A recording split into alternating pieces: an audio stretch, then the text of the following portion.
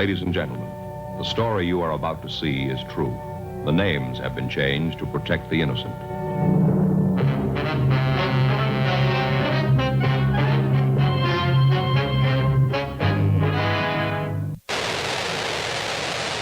Practically every one of the top 40 records being played on every radio station in the United States is a communication to the children to take a trip, to cop out, to groove. The psychedelic jackets on the record albums have their own hidden symbols and messages, as well as all the lyrics of all the top rock songs. And they all sing the same refrain. It's fun. This is a special request. We don't want you to smoke genetically modified ganja. We want you to smoke the real thing. We want you to smoke the natural herb. Some call it marijuana, some call it sensimilla, some call it lamb's bread, and some people call it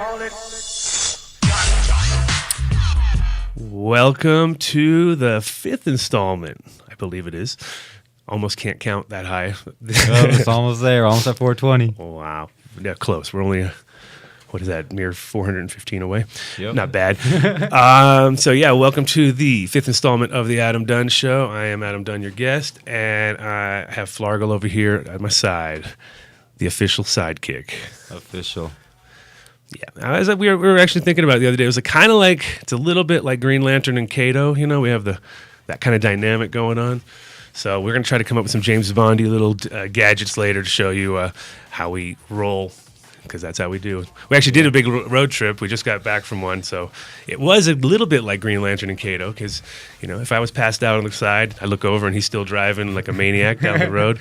We went out to San Francisco to the opening of Hood Lab San Francisco. This is Hood Lab Denver right here, but Hood Lab San Francisco, the sister store, which opened up this last Saturday, and it was an awesome opening. We had about 20 different artists representing, and they were all doing MF Doom related art, which was some sick stuff there, right? It's really wild.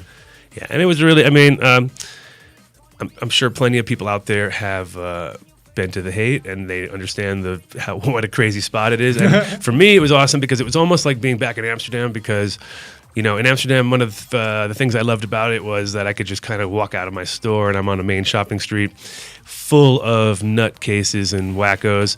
And there's no shortage in San Francisco, that is for sure. And they all love the jackets. They all love the jackets. They all love, I mean, Hoodlum has really got a good reputation in that part of the country, which is also great because we're coming in not as outsiders that nobody's ever heard of, but more as the brand that people know, but they just can never get enough of, you know what I mean? And that's been our problem from the beginning, is we just never produced enough product to satisfy the masses. But at the same time, that makes everybody feel special. So I think that's made us successful in the sense that, you know, if you're in every single Walmart, you're doing really well, believe me, but you're not getting the street rep that you're exclusive value of. No, you're definitely not getting the exclusive value that we're looking for. And one thing that was brought to my attention last week is the fact that nobody's monitoring the chat line. So today, Flargle is going to make sure he's monitoring chat lines and answering questions, because we had a few questions which were unanswered last week, and we're probably going to go at some point during the show back in time. And then we will answer your questions that were asked last week. So sorry for everybody who didn't get any questions answered because of Flargle. I'm blaming everything on this guy right here. This guy's walking a thin line right now. So, yeah, I think I even remember last week saying, hey, is the chat working? Because we didn't get a single question. So I wanted to silent? I'm signed. Yeah, sign in and keep it silent, please. So, like I said, we're going to make sure to get to some of those questions from last week. We also have a couple guests this week. I'm going to be talking with Ricky Palomino, a good old friend of mine who is actually Snoop Dogg's road manager. Has been for a long time, mostly in Europe. I think now he's kind of helping him out all over the States too. But we met in Europe on tour probably about 10 years ago. And we're going to give a call to Ricky, see how life is on the road. I think they're in Austin, Texas tomorrow. So anybody down there, we may have some angles for some, who knows, we may have some ways to get some people into some shows, or at least get a chance to go hang out with Rick. Well, maybe even Snoop, who knows. So we have Rick on the show around 12 o'clock. I'll give him a call. I'm also going to be talking with some members of the main medical group. I'm not even sure who they are. I'm getting via on the way down here. I made a few phone calls. Since Maine has legalized, I think probably a lot of you have heard about this already. Maine being the third state to legalize marijuana for recreational use, and I really want to give a big shout out to those guys out there in Maine because they are showing the rest of the East Coast what's up. And the crack is getting bigger, the crack in this country as far as going back to not the crack that we don't like, the crack in the country as far as splitting it apart and taking it to where it should be, which is the marijuana country that it's going to become. Because, man, this stuff's going fast, right? I mean, it's like... they were saying on the... I was reading about on the Huffington Post, 64% increase. It's faster than cell phones. Oh, yeah, I heard about that yesterday, too. That's pretty awesome. It is the biggest growth economy in the country. Right now, Washington's got $1.4 billion pushing into the marijuana industry. They're expecting next year to be like $2.4 billion. Yeah, and the numbers that you're hearing are impressive, but they're definitely not the correct number because, as we know, in this industry, there's always going to be a fringe around it where, there's no way that they're clocking every single dime that's being made.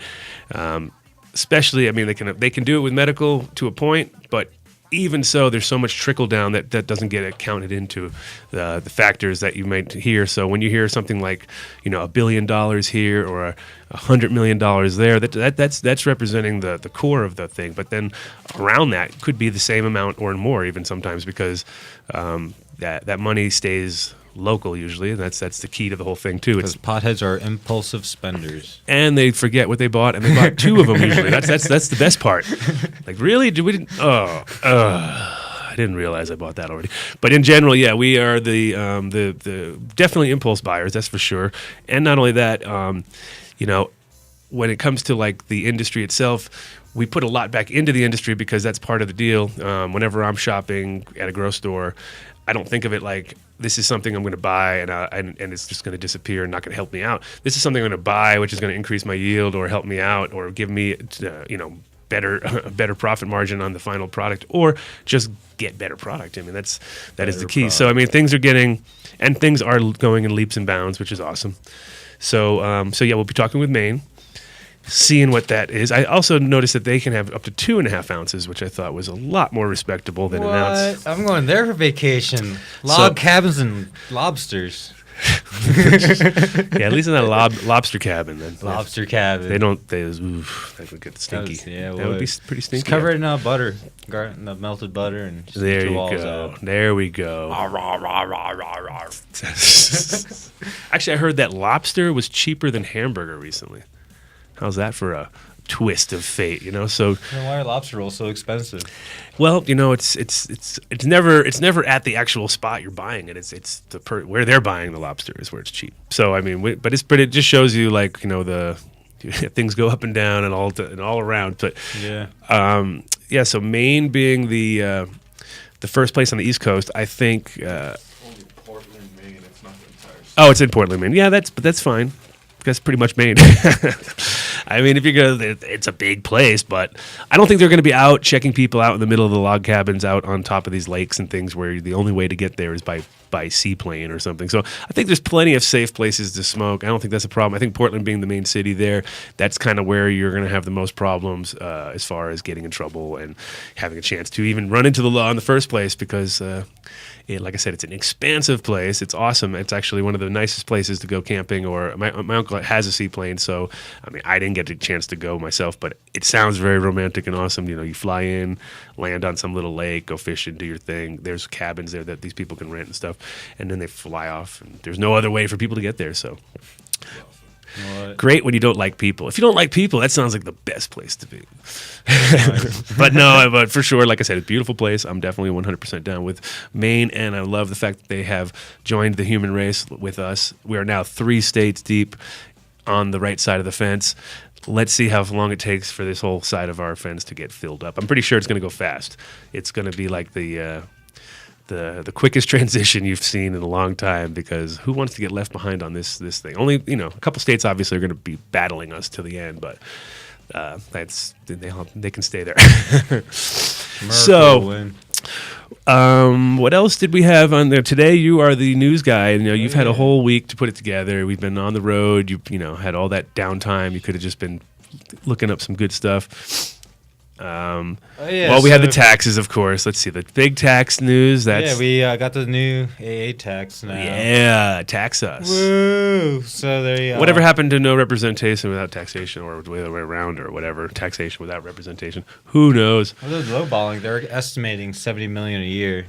Well, I don't mind paying taxes, and I don't think people do when it comes to having the ability to consume openly, freely, whatever. It's just the problem of them wanting to tax and regulate us at the same time. So it's like, come on, give us one or the other. If you want to tax us heavy and make it like that, that's cool. But part of that deal would have to be the fact that we would be a little bit more relaxed on us. I kind of figured this was going to happen, more of a backlash of the non-smokers and the non-cannabis consumers who would just love to stick it to us as hard as they could. And if they see a possibility of making money off of us, then that's no problem. And that's kind of been the way it has been all the time. But like I said, I don't mind a little bit of taxes as long as I'm given something for it, And that's kind of I lived in Amsterdam for so long, and that place is you're taxed to hell, So the whole thing is you learn quickly that it's not so bad as long as you're allowed to have, like, for over there you have healthcare and you have all these basics that you don't have over here. So the taxes sort of seem like they're paying for something, but at the same time, there's a point, you know what I mean? Over there, I think we paid 19.5% sales tax is what we paid at the shop.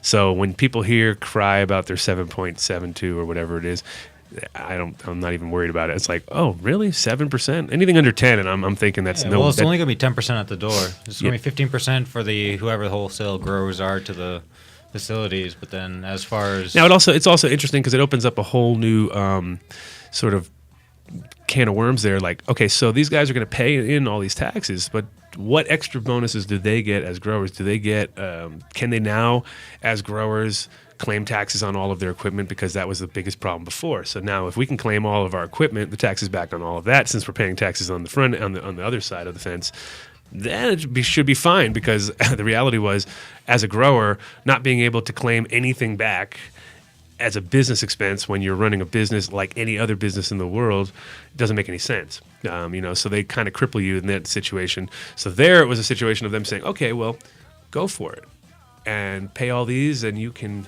see what you can make out of it. Now, if you're allowed to get back like any other company would, then the amount of tax incentives that would be in there would be huge, because, like I said, this is like cooking 24-hour a day bread. You just never stop. There's never an issue of like, oh, well, can't afford to keep the lights on today. No, you keep the lights on. The lights are on. The everything works around everything works around a 24-hour schedule. So the fact is that as a grower, you will be getting taxes back 24 hours a day because you're continuously spending money. So yeah, I think I'll go for it 100% if they want to give me my tax money back for all the equipment that I buy every year. So I'm not sure if that's even on the cards, but that would be my way of looking at it, I'd say, because I think the reality is we all have to grow up and pay taxes in some way, shape, or form. Unfortunately, I mean, if we lived in a society where we didn't have to do it, but it's not happening, not here at least. And by doing that, and by contributing to the industry or to the economy in a huge way, not a bad thing. What do you think, Flargo? I like taxes. Nobody likes taxes. I know. Don't lie. Don't be a liar. If they actually make the schools like they say they will. Yeah, the schools is awesome. I mean, that's like the most basic thing is like, okay, look, we're going to put money back to the schools. That was one of the things from the alcohol. I remember living on the East Coast. Like Vermont had more lax alcohol laws than the other states for the longest time. It was 18. Everywhere else was 21. And part of the deal was that they didn't get any money from the government for their roads. I don't know if you've been there in a while, but the roads suck anyway. So it was like they didn't give a shit. They were like, whatever, dude, we'll just avoid potholes more often and make all this money on the other side. So, yeah, it lasted a long time, but then at a certain point, of course, just like all the other states, they broke down and, adjusted their alcohol age limit. But kind of the same with the cannabis thing. I'm sure they'll hold a carrot, and say, well, we won't give you the money for this, but it's kind of on the reverse side now. We're actually the ones supplying the money to them. So I don't know what they're going to hold back from us, because really it's like if we don't give them Maybe they'll get 5 cars per employee now. Yeah, the MMED. Yeah, they've got. I think they're up to 12 now, so it's pretty good. So They can get 5 new Escalades next year. here, I got one quick call in from Maine, which I want you to take on the outside, or I'll just take it here 1 sec. Welcome. Hello there. How you doing? Can I call you back on this number in like say about 10 minutes? Is that good?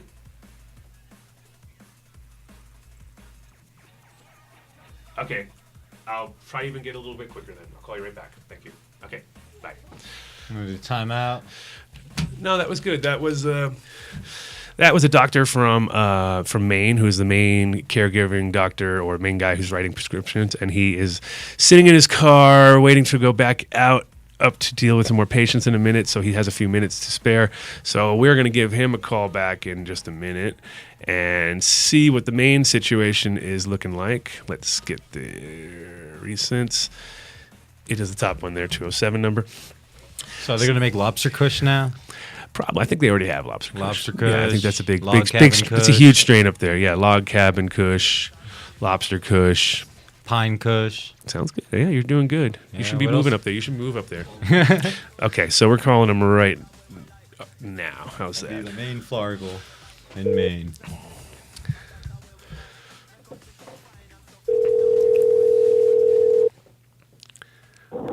Hello, this is Dr. Sulak. Hello, Dr. Stout. Yeah, we didn't want to wait 10 minutes. We figured we'd just call you right away and get on the line and see what's going on over there in Maine. Hey, Doc. Okay. So, pretty exciting news. It was good to wake up to. Always good to wake up to good news. You know what I mean? So it was nice to wake up to seeing another state that sort of joined us on the human race side of the fence, I would call it. Absolutely. Well, it's not the state yet, but it's going in that direction. It's another city. That's true. That's true. It's another city. And like I was saying earlier, I think it's Portland is the biggest city in Maine, obviously, and the most sort of influential. How do you think that's going to affect the rest of the state? Do you think that other towns are going to be pro, or do you think they're going to, because of the? I mean, a lot of times you have this whole thing of city to city. There's a little bit of a, if those guys did it, well, we don't want to do it now. How's that? Is there any of that going to go on? You think, or you think everybody will just kind of follow suit? Sure. No, I think we'll probably see a little of that. If the way that the medical marijuana program rolled out a couple of years ago is any evidence, there were a handful of municipalities that tried to ban dispensaries or postpone, dispensaries and other cannabis operations from opening up. But it wasn't a huge resistance. It was spotty and it was small, and that I think we'll probably see something similar. But overall, I think that the initiative win in Portland is just going to help the rest of the state go legal. Sure, and I think also it's huge because of the fact of where Maine is positioned on the East Coast, which has always been a little bit behind on the whole program, and being like Rhode Island being one of the first, which was amazing to me because I grew up in Rhode Island as a kid, and to see that state switch over so fast to a point. Of course, they never quite evolved their programs, but they did jump sort of feet first into it, which I noticed. I think also because of the size of the state, it was possible to pull that off. Absolutely. I think we're really lucky here in Maine. We benefit from a lot of the progressive steps that West Coast states have taken, and we have a population that's relatively small and very practical.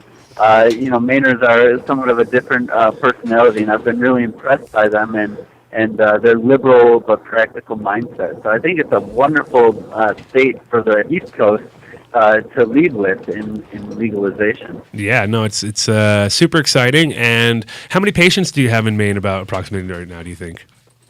Oh, it's kind of hard to say. It's definitely in the thousands. It's getting up there. I'm involved in 2 different practices in 2 locations. I work with about 10 doctors and nurse practitioners, and just to throw out an estimate of how many patients in the state are certified, I'm thinking probably over 10,000. Oh, that's pretty good actually. Because in Holland, which has a medical program for a while now, for about 10 years. There was only less than 1,000 patients in the whole country, so it was kind of strange. But it was also because of the fact that people just thought it was kind of weird since they could go and buy cannabis at any shop down the road, so they didn't really see the value of the whole medical side. But it's interesting to see how, some places it takes a long time for people to get on board. Everybody is always a little nervous of putting their names down on paper with cannabis related things. But I think now everybody's kind of getting over that stigma, and hopefully, I'm hoping that the medical isn't even an issue at a certain point. I think the medical should be saved for true medical, and I think the recreational is really what we're all talking about these days. Because really, when it comes to it, the recreational taxation should be able to pay for almost all the medical, and the medical should be given free. Is the way I would look at it personally. What do you think about that? Sure, there is some overlap. I think anything that's recreational that boosts our mood and lowers our blood pressure and makes us laugh, stimulates the immune system, those all have health-promoting qualities. At the same time, there's always going to be sick people, and marijuana is always going to be good medicine. Yeah. And there's going to be a role for doctors to get involved with these really sick patients and help them get the right cannabis and use it in the right way and the right dosage and so forth. Also from a public health standpoint, anyone that really cares about the health of the individual has to be interested in public health. And if you've ever taken a look at any academic evaluation of prohibition, we know that it's terrible for public health. It feeds money into drug cartels and the prison industry and really encourages irresponsible underground use of these substances and promotes the whole gateway theory. So, from a health standpoint, cannabis is good medicine. It's going to continue to be good medicine, and we have to stop these ridiculous laws that have driven it into the underground. So I think it's good for health all the way around. I'm a big supporter of legalization, ending prohibition, and I'm a huge supporter of using cannabis as medicine, standardizing it, understanding the different components of it, doing more research into it. It's all a lot that's helping people. Not to mention hemp, which is so helpful for agriculture and industry. Yeah, no, that's always been one of the things that to me has been surprising, how hemp got kind of left behind where the medical jumped forward. And now here in Colorado, we have legislation enacted to start growing hemp. Everything's kind of starting to happen, but it is interesting to see how it's like, it takes a while for people to get on both programs, I have a quick question from one of our viewers. They were asking, is hash legal in Maine for medical, or is it only flower? It kind of depends what you call it. I think it's a gray area, but my understanding is that preparations of cannabis that could be concentrated are legal, but in particular, something with the name of hash is illegal. So, so you just have to word it properly, I guess. Yep. Now, concentrates, is that what they would consider legal, and then hash would not be legal, or is that even? I believe that's the case, but a lawyer would be a better person to ask that. But sure. That's my current understanding. Right. No, it's sometimes that's kind of the way it is in a lot of these industries. Is it's all wording. You know what I mean? One thing which is exactly the same thing can be pushed through easily because people aren't really paying attention where they see the word hash, and of course, hash has a sort of negative connotation to people in the industry who are not in the industry, who would look at it as maybe a something from the Middle East. Throw some little racism on top of it. The Hashashins, which were the ancient people, not ancient, but the people that were, vilified by being, using hash before they went on their assassin missions, which makes absolutely no sense in my opinion. I think you'd probably forget about the mission by the time you got too high. So, but yeah. Right. No, it's a really good point, and the name it carries so much. Even just the word marijuana compared to cannabis or hash compared to concentrate. As we move this plant and this medicine into the mainstream, I think we're going to have to let go of some of these old terms because people will never let go of their stigmas associated with them. But we give them new names, and all of a sudden there's open minds. Yeah, and that's exactly what happened with the word marijuana. That was a made-up word to get the whole Mexican kind of anti-Mexican vibe going there because, of course, it's like some wacky weed from down there, and they love to throw any kind of racism on top of it because that's an easy way to get people going, Right. So, so have you been out to Colorado to see what's going on out here recently, No, it's been a while. I think last time I was in Colorado was 2008. Oh, that was like right before the big wave sort of started. Yeah, we would love to see you out here, maybe for the next event. We have we seem to have like about 3 different week-long holidays here. We have 420, obviously, that goes on for a whole week. We have 710 Cup, which is another week, and we just recently had a week-long with Champs Trade Show, which is a big paraphernalia trade show, and the Drug Policy Alliance, which would be the kind of thing I think you might want to come out and check out. That Drug Policy Alliance was incredible as far as the amount of information that was being passed around and how quickly it's gotten to that point. Like there was one discussion which was based on concentrates, and it was about the future of smoking, and which, you know, and the conclusion on that one was that concentrates are here to stay. Sorry, you know, we're not moving away from it. People really do like it, and it's very effective it's a very effective medicine, of course. So that was the one, and then there was also about the vaporizers and kind of that direction where you see a lot of as far as the pens go and things like that, and that seems to be the new push now is convenience. And do you see a lot of those over there too? A lot of the pens and in the shops. Yeah, it's starting to become more popular. The butane and other solvent extracts and the pens. It's definitely happening. And I've seen some real benefit in patients, especially those that require a high dose, and they're able to now take one puff instead of smoking a whole joint, ease their lungs, and get a faster, better effect. Yeah, there's a role for everything. You know, all these different forms of cannabis. It's like 1,000 medicines in one by the time we look at the different strains and delivery systems and concentrates. Sure. I think it's a lot of information to sort through, but it's just broadening the effectiveness. We can help so many people with this. Yeah, no, what I've noticed also too is I think you know, the part of the deal with the pens is not even necessarily the active ingredients at that moment, but maybe just the satisfaction of knowing that you have something in your pocket that you can feel at that moment in your pocket. Knowing that it's there is almost probably good enough for some of the patients because of the anxiety issues and things like that, where in the past there was no way to really medicate without having to leave the room and go, you know, or leave the place entirely to go to your car to roll a joint or something like that. But now they have the convenience factor of knowing that it's just there, you know. So maybe as somebody who has asthma carries around their little asthma thing, and they probably don't even need to use it all the time, but maybe when the minute they don't have it, they have an attack, you know, because it's a psychological thing maybe. And I think that could be a part of the deal with those pens, that they really do help people psychologically, just knowing that they have access to medication at any given moment. It's a really good point. You're absolutely right about that. Yeah, I mean, a lot of these things are just obviously, you know, stoner points of view, but I think that some of them do make sense in the sense that you know, we all have certain anxiety issues, and I think a lot of times when people have used cannabis in those situations, it's really about how quickly it can be enacted, because of the fact that that's the part of anxiety that usually is the problem. Is they're in a little bit of a time and space problems, and they need to have that quickly taken care of. So I think you have some patients that you need to go take care of. I don't want to keep you too long, but I would like to talk to you again as this progresses, because we like to have guests kind of call in, give us an update of what's happening. So I'm going to keep your number on speed dial, and if I see any information in Maine, you may hear from us again. Is that okay? Absolutely. It's a pleasure. Okay, that'd be awesome. And we look forward to seeing you over here, and I would definitely be in Maine at some point. I want to come see what's going on. I haven't been there since a kid, and I know it's a lot different of a place than it was then. Yeah, we'd love to have you. Thanks for all the good work you're doing. Thank you very much, and we'll talk again. Thanks. Okay, take care. Thank you, Doc. So, as you see, we have doctors, politicians, wackos, flargles. We got it all. Everything, all the time. That was really interesting to see. Maine is definitely a progressive spot, and you know, it kind of has been for a long time. I had friends who were growing back in Maine 15 years ago just because they had a 50 plant count that they were allowed to have up to before it became any kind of issue. And 50 plants was a pretty good number. If you're doing your job right, you can pull off a lot with 50 plants. That's not a problem. But it was really good to hear.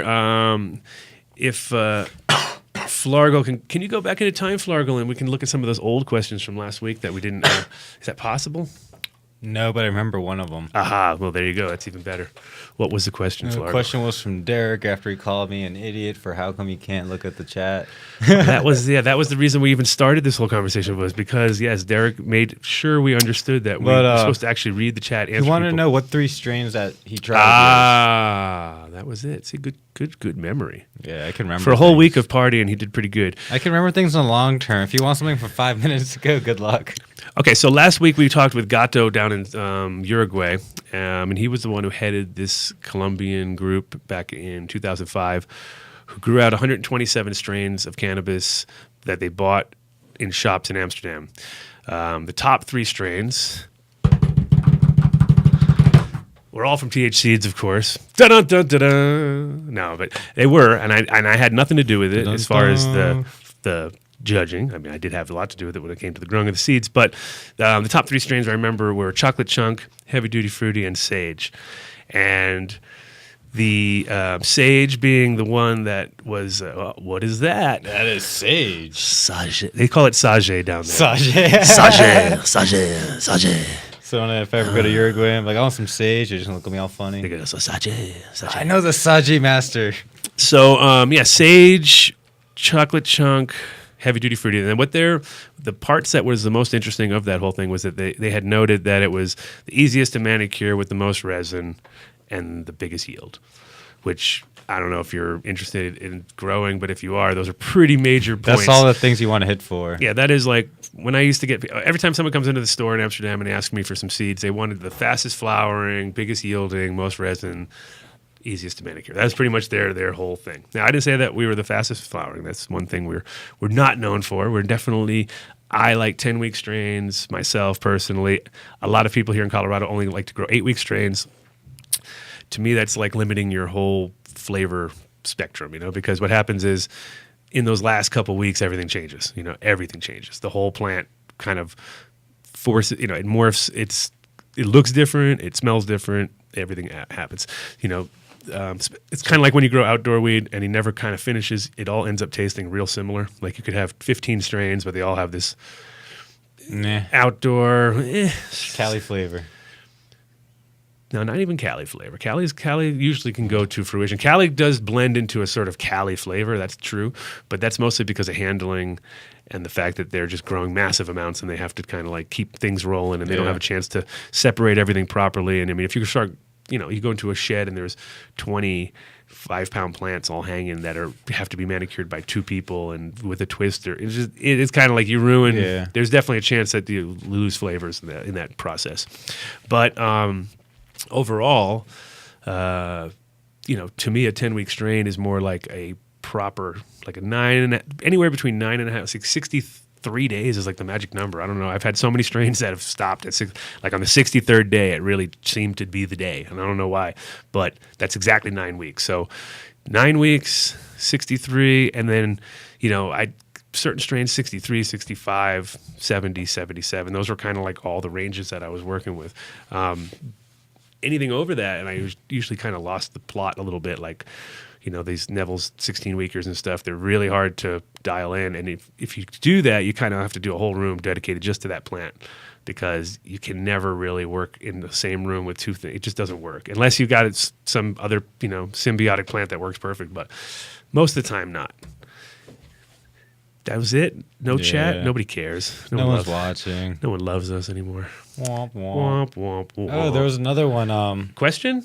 Oh, no. It was news about more kids with CBDs. Oh, yeah. We were just in Utah. We were driving through Utah, and it was like a lot of news in Utah about CBDs. And I mean, really, like, they're all about it. Because, like we said last week, if there's one place that needs to have a lot of good medicines for children, it's going to be in Utah. It's all kids. It's all kids. I mean, how many? If you have 7 wives, you probably got a few kids. Usually kind of comes with the territory. If you only have 1 kid per wife, it's already 7 kids. Yeah. You may have up to 3 per, or even more. Who knows? So they definitely, and of course, if you can imagine, in the perpetual kids. I mean, autism is now up thousands of percentage points. Like things like that. There's certain diseases that are out there that seem to have gone sky high, and it's based on diet or it's based on who knows? We don't know. It's one of those things, but it is definitely on the rise, and it is one of those things where I would say prescription pills, but then again, I don't know how many. I'm not sure how the situation is there with prescription pills to kids. And see, the problem I think is we always get confused. I think of Mormons and I think of Amish somehow, even though they have nothing to do with each other. I lump them all together. So I think there's guys riding around on carts and they have 20 wives. And, I mean, They all have Priuses in Utah. Yeah, it's kind of a totally different world. And then you go like, oh, wait a minute. These are actually like rich white people with lots of kids. It's a couple wives. It's very strange. So sorry if I don't understand what's going on over there. Takes a while to figure it out. But anyway, we were driving through and it was pretty awesome as far as to hear like how much they're really pushing it there. What is this now? This kid's got Dravet. It's child epilepsy. Mm-hmm. School was giving him the hash oil medication. I heard about that. One drop. Yeah. One drop. Not anything. But then he's fine the whole day. He can play, go to school. Sure. And then they decided that they would have to let him. He'd have to go off the school grounds to do it as well. Yeah, right? because of some, basically the whole child health welfare of he's not smoking blunts. He's getting a drop, one drop. Yeah. And he doesn't seize. Right. No, and that is where we're at. We're at a very interesting crossroads when it comes to this because it's very hard for people. It's easy for people to deny sick adults, but it's hard when it's children. So it's one of those like if you're and if you see something that works and it's not causing them any kind to fail in school or to have actually the opposite effect. It's actually helping them benefit. So.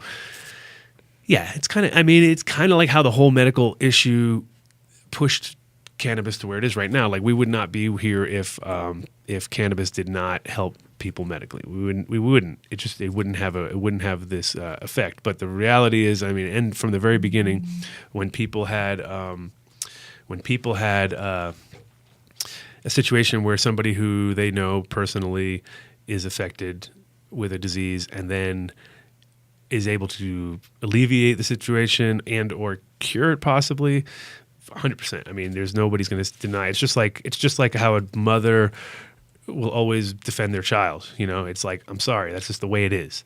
They're wired that way. You know what I mean? So, and I think most people have the same sympathy factor when it comes to children. So they will obviously if they see something that works and they're going to look beyond the propaganda side of it all. And they're going to look beyond the whole idea that this is oh my God, it's this thing that we were told is so bad for so long.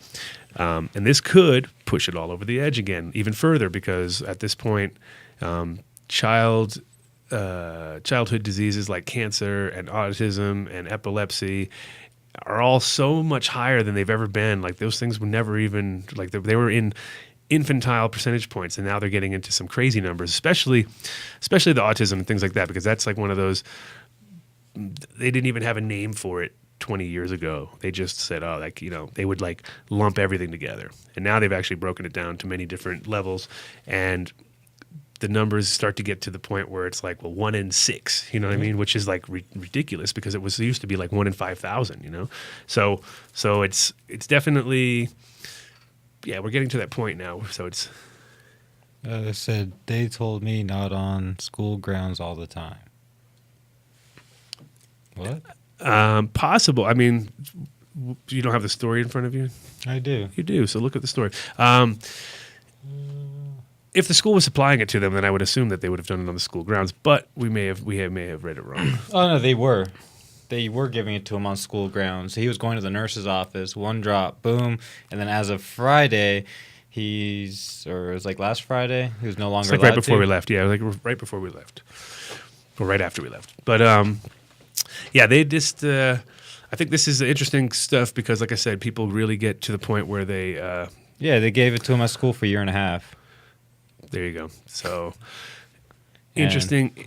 Yeah, for 1.5 years, nurses at Modesto gave a boy with Dravet syndrome a drop of medical marijuana during his lunch. So it was on the campus at the time.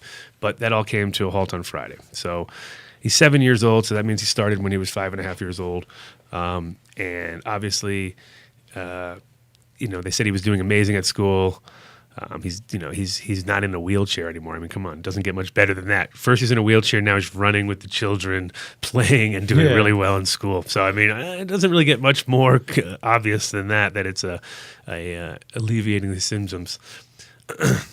But like I said before, the reality is this plant has so many good effects from so many parts of the plant that we are just starting to discover because we've been in this sort of cloud for 75 years of not actually having a program together. But I think now we are. What is this? Do you never want to eat a banana again? Oh no, I don't know if I'm not reading. Don't that. read it. Don't read it. Don't read that. That's also, we have a headline here: 100 plus Colorado marijuana shops expected to open on January 1st, which it's awesome to hear because, like I said many times, I'm sure by January 2nd, they're all pretty much sold out. So 10% of the stores will be recreational. And so it's going to be great times. It's going to be great to see. It's going to be kind of depressing when we run out of weed. I'm just warning all of you out there. Start stocking up for January 1st because it's going to be a madness.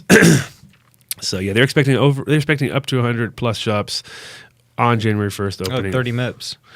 30 MIPS. 30 MIPS. Hundreds. Oh, they had 180 for applications for MIPS. Yeah, no, it's amazing to see. I mean, of course, at the same time that this happens, there's probably going to be just as much of a surge in negative information out there, especially, like this last Halloween. Of course, the headlines were, I think it was like 6 children sickened by cannabis, and they never explained that. The kid just went to sleep. Basically, it was like, yeah, he was uncomfortable for a minute, and he went to sleep. And he woke up and he ate the entire house's worth of food. And then he went back to bed and then he woke up and he forgot pretty much any of that. Super refreshed. And he was all relaxed and good to go. But I mean, that's, I've seen enough people go down eating cannabis, and it is one of those moments where, you don't know what's going on. And the people, it's very psychological, more motivated. So people tend to it's the classic. I can't it's like when they're tripping or something and they forget how to breathe. Or like, come on now, get it together. And so the reality is a lot of times it's pure in your mind, but it can become very physical. And you can make it very physical if you want. So I think there'll be a surge in the stories of kids eating it and this, that, and the other. But for the most part, when you look at that compared to, they don't report every kid who drinks alcohol every year and goes to the hospital. That's thousands and thousands of cases. They don't report kids taking prescription pills that their parents leave around. They don't report all this stuff just because it'd be too much. The news, they wouldn't have any other news, because that happens on a regular. But when it's cannabis, of course, it becomes front and center. Just as we are in this tick for tack time where everybody's trying to kind of knock us down as fast as we are trying to raise ourselves up. So we're going to call our buddy Ricky in a minute. It is now, we have got about 10 more minutes. And like I said, Ricky is Snoop Dogg's road manager. He's on tour with him right now. They're going to be down in Austin, Texas tomorrow. We'll get all the details on that when we talk to Ricky. But we're actually going to talk to Ricky not so much about Snoop Dogg. We're going to talk to Ricky about all sorts of other things. Ricky is a avid conspiracy nut. He loves conspiracies. So we're going to talk about the LAX shooting just because I think that was a big bogus thing.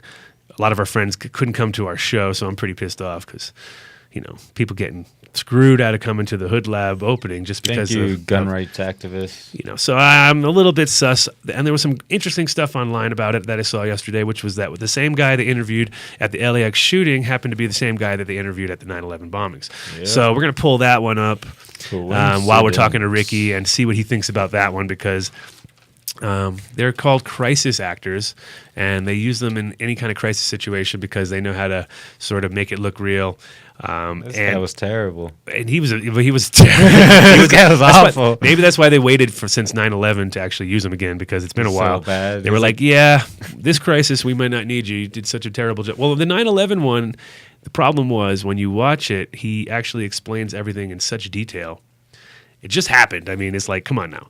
This just happened. You're giving He's us like, 575 people on my phone. he's given numbers that are like, perfect, that are exact the numbers that come out later. 30% of the people evacuated the floor in 25 seconds. And blah, blah, blah. Yeah, he was like, he knew what floor they were on. He knew where they were coming from, what floor the plane hit.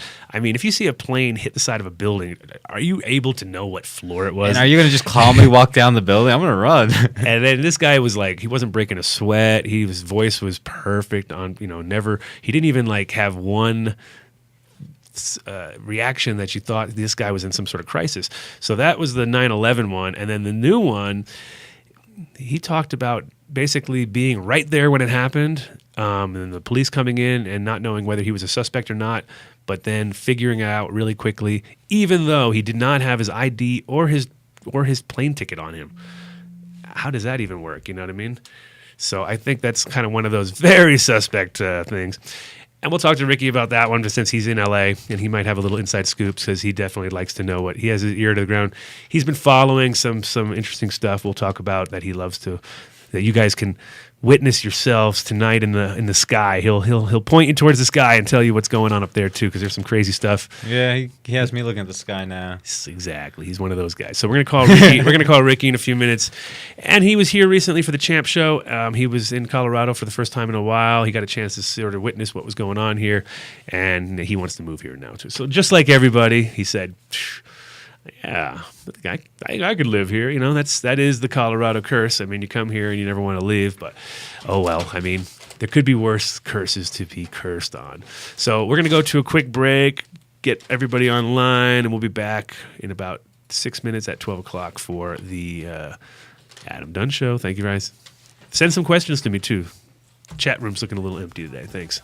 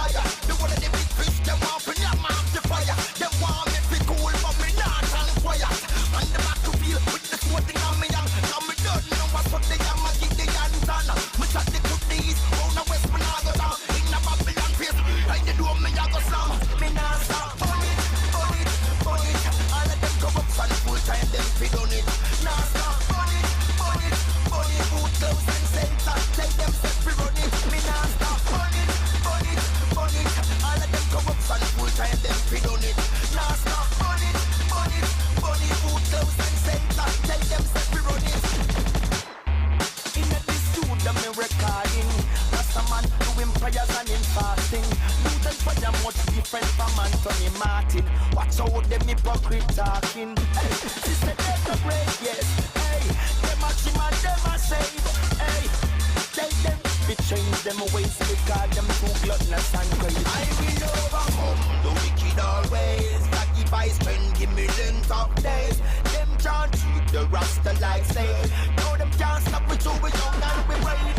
Yes, I overcome the wicked always. Come to the Eden, straight to the grave. Then me not go spitting at the wicked man face. Judgment and the fire got to blaze. Me not stop, burn it, burn it, burn it. All of them corruption full time, them feed on it. Now stop, burn it, burn it, burn it. Food, clothes and saints, tell them say free run it. Me now stop, burn it, burn it, burn it. All of them corruption full time, them feed on it.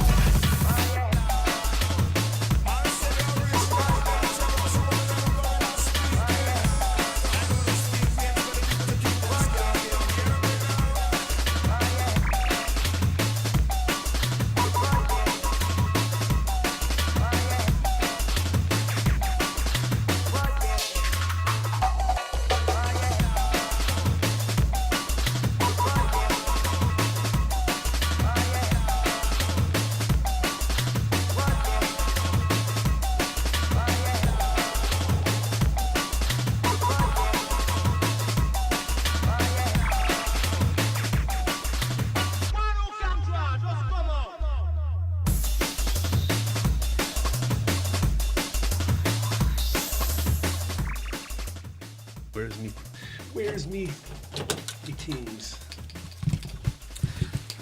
Welcome back. We are back on the Adam Dunn Show. We are about to call up my buddy there, Ricky Palomino, and see what's going on out in L.A. and soon to be in Austin, Texas. Sagey. Oh, wonder why. Oh, it tastes like sage. Hello. Mr. Palomino, how you doing? Hey, Mr. What's Palomino. that? What's that? Hey. So we managed to get you on the show this week. We were trying to get you on during the Champ show when you were here in town, but as it goes down with any trade show, it's very hard to get somebody up in the morning on a Wednesday. Yes, it is. So I was given it now, so it's all good. It's all good, exactly. We already said we'll probably end up having to call it in anyway. So I told everybody a little bit about how we all met back in Amsterdam with you on tour with Snoop, and how you are still working together with him, and actually going to be in Austin, Texas tomorrow. Is that a show there, or is it a private event, or what's going on? It's actually a show. It's a festival called Fun Fest. It goes for 3 days down there. We're doing the first night. I believe he's headlining it. Should be a lot of fun. I know Slayer is going to be doing the Sunday night show, and I'm actually staying for the weekend so I can see them again. Nice. So you get to see our other buddy Mike then, I guess, with... That's right. Exactamundo. He's going to be down there, so him and I plan on linking up. That sounds like a plan. So basically, you've been living in the studio, I heard, too, though. You've been living out at the Dog Pound Studios, Doggy Mansion. Well, I wouldn't exactly call it living, but yeah, I'm here a lot. I'm about 20 hours a day, it seems like. Yeah, you're running. I mean, we call it living, but you're basically just running the show. Yeah, for the most part. Trying to get it ready. We're still several months away, but we're working on it, and I'm excited. I'm sure there's more than enough craziness going on down there to keep you occupied. Both good and bad. Both good and bad, I'm sure. Yeah, from time to time. Lately, it's been kind of chill. Stuff is just starting to arrive. As far as furniture and stuff for us to get certain things done. So we're still got, like I said, 3 months ahead of us of some crazy work. So in the meantime, looks like I'll be jumping back and forth, doing some stuff on the road again with them and having some fun. Sounds like good. Sounds like a plan. Hey, we were just in San Francisco for the opening of the Hood Lab. I know you heard about it. Yes. And wish I could have been there, actually. I know. Well, one of the things that kind of sucked was a lot of our friends got stuck because of the LAX shooting. I know you're definitely not a believer of stuff like this. When you hear something like this shooting in LAX, what was the first thing that came into your mind? Because I know how your mind works sometimes. Well, you want to hear something funny? That morning I was coming in, and our facility is very close to LAX. And when I was pulling into work, it was right around 10 o'clock in the morning, and I remember seeing some cop cars. And there's a police training facility just down the street from us as well. So it's not unusual, but I did notice that they had their sirens on, and I thought they were a little odd. And then I looked over the airport, and I only saw one helicopter. But again, I hadn't heard anything on the radio. I'm listening to my own music and not paying attention to anything. So I get into work. I'm sitting here for about 10 or 15 minutes, and then Snoop calls me, and he says, "Hey, do you see what's going on?" And I go, "Going on where?" He goes, "Go outside." And I walked outside, and that's when I looked over the airport, and you could see about 9 helicopters, and sheriffs, cops were everywhere at this point. And I was like, "What the fuck's going on?" And he says there was a shooting. He goes, I'm not coming in. Traffic is starting to get backed up all in the area." I was like, "All right." So I ended up actually getting stuck here at work all day. There's fuck traffic up everywhere. Now, this is the thing. As far as I live in L.A. This shit happened really close to me, and you almost don't hear about it at all in the news. People aren't talking about it. It's not being talked about here. Where here, when we heard about Sandy Hook and their Boston Marathon, all these crazy, man, that shit was in the fucking news every day, nonstop for 3 or 4 days here. Yeah, that's what I noticed that too. I thought it was a very weird how it happened, and then it just sort of got squashed. Well, one of the things that I was going to pull up and show some of our viewers here, and then maybe you could take a look at it at some point, because I know that if you looked at it, you'd think it was kind of crazy. It's basically, they had the same guy. If you look up on YouTube and you look up same crisis actor 9/11 LAX, they actually interview the same guy that they interviewed at 9/11 at LAX. So it's pretty interesting, and he was a witness of both events.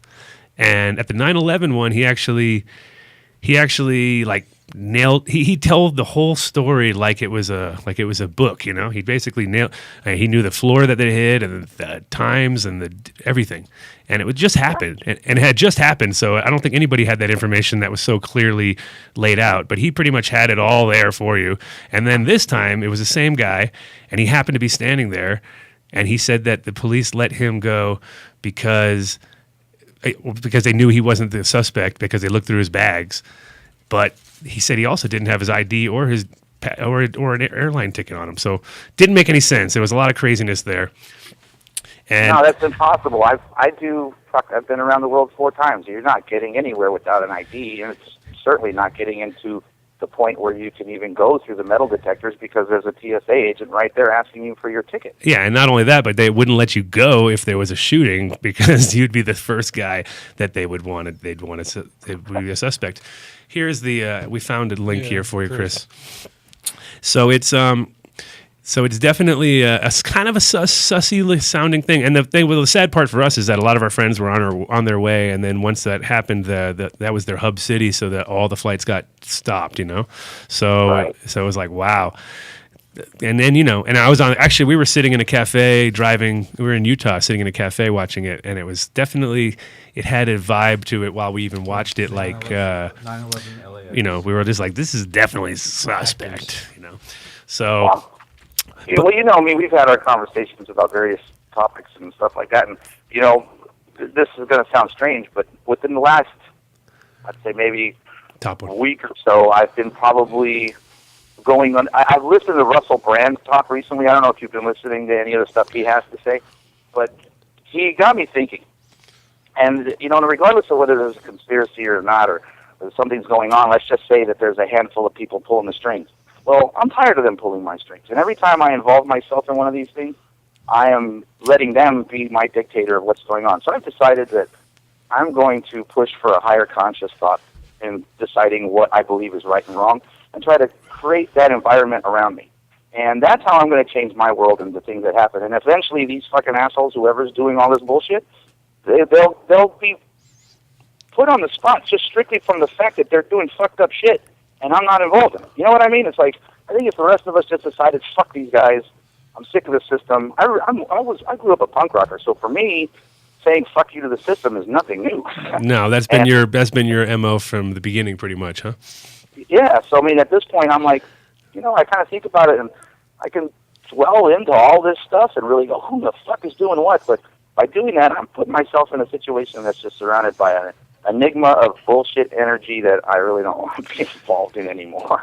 Yeah, well, I mean, that's the crazy part about this. I mean, look, this incident only happened last Friday, and it's already been debunked by multiple people here online. David Icke, I'm sure you've listened to him. He he commented on it. But pretty much everybody who commented on it has seen through the bullshit that they see on this one. And this one, like you said, it hasn't been really talked about. And I think part of that reason is because they realized quickly that they didn't do a very good job at this one. You know? So it's so asinine to me, the stuff that's been pawned off the American public to me and everyone in general in the world as fact, when it's, you know, so debatable and their facts are clearly not facts. If you can question a fact and have another theory or something that can debunk your fact, and guess what? Your story sucks. And it's so obvious now.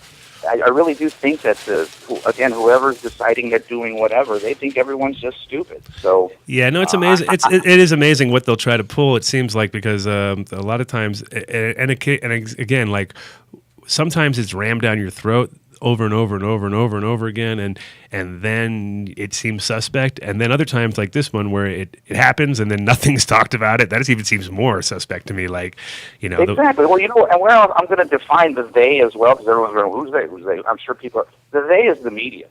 Talk to the media. You know, first of all, most of the shit that you hear it's all a lie.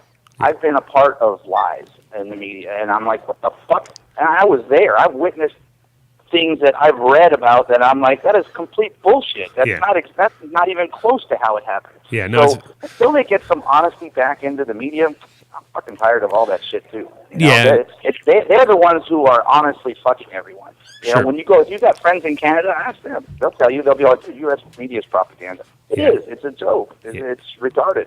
Yeah, no, and and living in Europe for so long too, it was funny to see how the engine here works. Like every time I came home and I stayed in a hotel and I turned on, you know, TV, it was like the CNN, even the CNN that we would see in Europe is different than the CNN that you see at home, because they have to be a little bit more, they have to kind of like adjust it a little bit, because if they tried to spew all the bullshit that they do over there, and people just don't believe it because they're not the details don't make sense to them, you know. So they're like, well, that doesn't make any sense, you know. And over here, of course, they're told what the details are, so there's no chance to you know, have a brain, have your own brain on that situation. Yeah, no, it's definitely an uninformed public is a blind public. You can do whatever you want to them. And you know, the funny thing is, this is a prime example. I was in New Zealand, and this was during the election for the presidency, and at the time McCain was trying to get his nod for the Republican, you know, chair or whatever.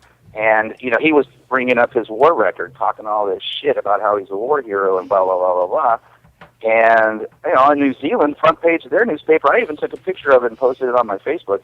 There's interviews of people that were locked up with that dude, and a whole bunch of Vietnamese people there talking, saying they never touched him. They never did. He was a preferred prisoner because his dad was a fucking admiral. They treated him like a fucking king. He didn't get tortured. Nothing happened to that dude. Right. He fucking squealed like a pig and then got fucking let out, while the rest of the dudes got fucked. Yeah. So, you know, he was full of shit too. Well, there's a lot of that in this world, isn't there? You know, and that's been like the interesting part about living outside of the country. And I'm sure for you to be traveling all the time and seeing, like, you know, like I was in Amsterdam when 9/11 happened, and I watched it. I was going to do a sort of meeting about a party or something, and we were sitting there all just, you know, jaw slacked, like looking at the TV, like, oh my God. But the problem was, it seemed so much like a movie watching it over there, because it's almost like when we watch, like when you watch football in Europe, it's not the same as when you watch football here. They don't cut out the commercial. Like when during the commercials, they don't have commercials. So we just get to see what happens on the field when there's commercials, you know? So it's like you get to see the backside of the you're like, wait a minute, they just stand around? So all the Europeans, they're like, so during a commercial break, the athletes stand around. To them, that was the most shocking thing in the world. They're just like, what are they doing? Like, I mean, go to a soccer game. They never stop. They just play. They're there to play a sport. They're not there to entertain people at home on TV, you know? So there's this kind of like, Americans are so used to that for us, if you go to a game and oh yeah, it's commercial time, of course. You know, that's just the way we are, because we're so, you know, attuned to that. Yeah, but now they're showing commercials while things are being played. So then you come back from the commercial and just watch all the highlights of everything you missed. Yeah, but it was like this is what during the Super Bowl because that's the only show we ever see over there. We don't see anything but the Super Bowl, and of course, the Super Bowl, the commercials are $3 million a second, so they're going to make sure that you watch them. You know what I mean? But over here, it's like that is the most important thing. Actually, is the commercials during the Super Bowl. I think almost the most important thing. The game is pretty important, but the commercials are way more important financially because that's where they make all their bread. You know, so it is interesting to see how we're kind of brainwashed to think that way. Like it's not a big deal for us to think, well, yeah, of course, this is part of the media, and media, like, you know, a lot of us believe it, but then again, a lot of us, I mean, we're beyond believing it. It's just it's a joke to begin with. So you just got to. Well, it's a fine line between where you get it to. I mean, you know, you got your mainstream media that I read, obviously, just to kind of keep abreast of what bullshit's being trying to shove down my throat. And then you have other natural news and things like that, things on the internet that you can see, which, again, is more of like, I hate to say it, but even some of that stuff is, as much sense as some of it may make, is still very left-wing. Mm-hmm. It's like no one's in the middle, so you kind of have to combine the two stories and go, all right, well, where this one's full of shit, this one is actually being factual, and where this one's kind of being opinionated, this is where it should lie. And you really have to fucking juggle what information you get to come up with the truth nowadays, and that's the part that sucks. What happened to people just telling you how it fucking really is? Yeah, and that's missing nowadays. And when it's whistleblower, that whole negative fucking aspect that comes with that name is fucking bullshit. And the whistleblower is a hero. Is the guy who's sitting there saying, the system's fucked up, and these are the people who are fucking it up. And what happens when those guys speak up? They go to jail. Yeah. Well, in a system like this, how can I support it? I can't. So I'm just going to ignore it. That's the crazy like reverse situation it seems that America's in right now, where this is like all the ideals that we projected onto all these other countries that said that look what they do to their people, look at how they they spy on them, and they persecute them, and if you speak up you're going to get shut down, and they're anti-press, and they're all the things that we are now is what we've been saying about other countries for so long, and has been our only sort of soapbox that we've been able to stand on and say, hey, well, you're in the land of the free, home of the brave. But that's totally not true nowadays, because obviously if you stand on a soapbox, you're going to get that soapbox kicked out from under you as fast as possible by them, and you're going to get a bag on your head and taken away, which is exactly what we used to like look at other countries and other regimes. Everyone's a regime except for us. That's how it is. Like, you're a regime, and that tends to happen, and I agree with you, and I'm not to cut you off, I agree with you, and that tends to happen, and unfortunately it tends to happen for those that speak up about it. Well, I'm not speaking up about it. I'm just going to fucking ignore it from now on. It's not going to be something that I'm not going to end up on their radar, and they're not going to end up on mine. Because why? I'm not going to let them dictate how I live my fucking life anymore. They don't work for me now. Oh, wait a minute. I just got a call from the NSA. You are on their radar right now. They've just called in. They've said, if I'm on their radar now, I've been on their radar. And again, there's nothing that they can do to me. I'm a patriot. I served 10 fucking years in the military. That's right. I've done my part. They can't do anything to me. I haven't done anything wrong but speak my mind. Yeah. And if in this country, ultimately speaking, your mind gets you locked up, well, then everyone needs to worry, not me. If they lock me up for it, you all fuckers need to worry. By that time, it's too late for me to worry. I'm already locked up. So the way I look at it is I'm just going to be me. I'm going to do the best I can to be cool with everybody I can, create a little environment around me, and all this crazy shit. And I tell you what, if you can ignore it, and just get off their fucking radar. If you're on theirs, let them waste their time figuring out what you're doing. But in the meantime, just have fun. I'm really have gotten to that point where, again, I'm tired of it, and I'm glad you guys give me a voice to speak this and say this, because honestly, no one ever really asks my opinion. No, it matters much. Some people may not even fucking care, but at least I get to say what I'm thinking, and it's honest, and that's how I feel. Yeah, no, and it's and there's a lot of there's a lot going on right now, layers wise, and it's like depending on like some people, like if you stay still and you're never moving around and you're just sort of in your own little world, then it can kind of creep up on you. But I think since you're on the move and you're seeing things from all different angles, it's kind of hard to sort of get something past you. You know what I mean? That's one of the reasons why we called you up, because I already knew that if I talk to you, you're gonna have some. You're gonna start ranting, which is awesome. We love ranting, but in a good way, and then you actually make some sense too, which is really important. You know, there's a lot of people who love to rant, but they get kind of off. And you know, if I hear the word God, I would cut you off and been like, all right, you know. I appreciate that. Honestly, I probably could have gone off on a little bit of a better rant if I would have had a dab. I don't happen to have one this morning, you know. I haven't even had my first blunt yet, to be honest with you. It's hard to give. We're actually smoking flower right now. We decided, you know, I just came back from Cali. I've got some beautiful Cali bubble, which was also very nice. So we were kind of on the flower tip today. So no biggie. We didn't even have a dab today. I don't think I had a dab this morning. Have you? No, have you? See, nobody had a dab this morning. We were dab-free radio. Dab-free free radio. This was the first morning I woke up and had flowers. So I was like, ooh, funny. Flowers. I didn't think that was possible. No, I know. Well, you know, we like to break the mold here sometimes too. And so, fight the system. Speaking of flowers and dabs and things like that, since we are a kind of cannabis-related show, even though it doesn't have to be, you're on the road with Snoop, so obviously cannabis is probably one of the main things that keeps everybody on that tour like motivated.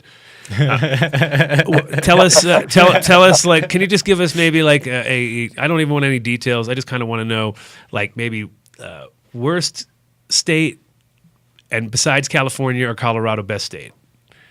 Just in a general, just in like what your experience is, and because I know for a fact, because I've been with you guys, that, like I said, everybody on tour is 100% cannabis friendly. There's not a problem there, and to the point of almost like I've seen them without it. You know what I mean? And I've seen how everyone's mood changes, and I'm sure you could tell just by the mood of the people on tour, the quality of the cannabis, and especially. Without even asking, like, I don't even care about strains. Maybe if you have a detailed strain, but just states, I think, is interesting because maybe we'll have some surprises here. Because, like I said, forget we'll default California and Colorado just because of the fact that, you know, we're both there and we can't like just hype our own states up. Yeah, I hear you. Well, I tell you what. So, internationally, the worst place that we've ever gotten it was Nigeria, Lagos, Nigeria. It was fucking basically cow shit.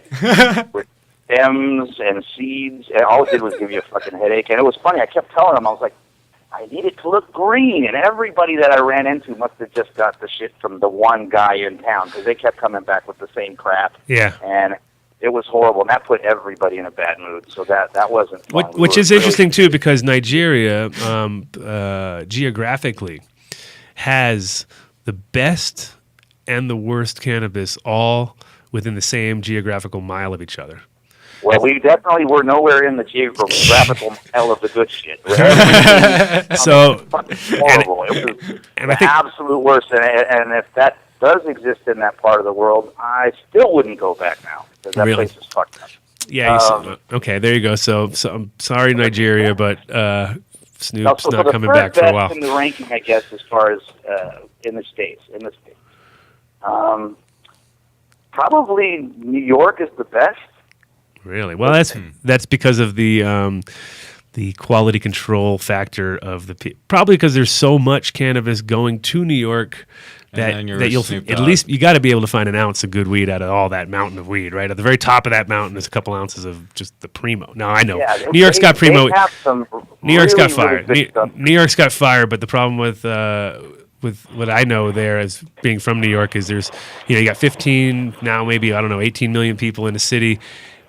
A large percentage of those people smoke, but a very, very small percentage of those people smoke chronic. You know what I mean? They were all smoking like kind of B grade when I was there for the most part. But now, of course, the market's changing.